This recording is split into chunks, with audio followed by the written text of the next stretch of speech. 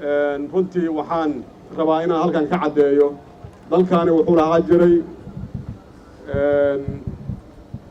meelo fara badan oo adeegyada dalka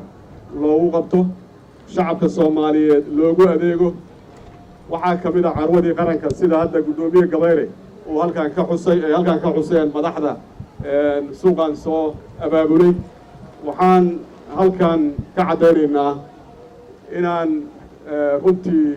juhdi weyn u geli doono dadaal fara badan u geli doono sidii loo soo celin lahaa carwadii qaranka Soomaaliyeed taas kaliya ma aha wasaaradda iyo ganacsiga iyo warshaduhu waxay kaloo dadaal ugu jirtaa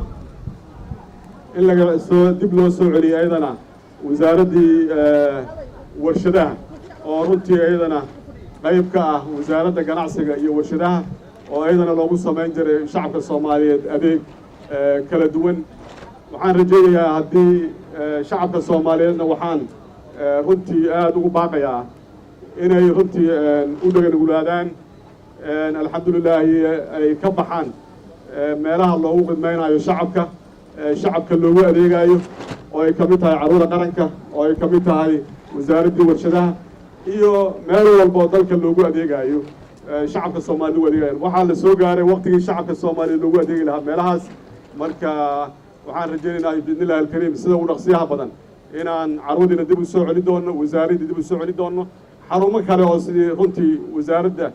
iyo ganacsatada loogu adeegana aan dib u soo celin doono aad ayaad u mahadsantihiin dhammaantiin ka soo qaybgalkiinana aad aan idinkaga mahad celinaa waqtigiina qaaliga ah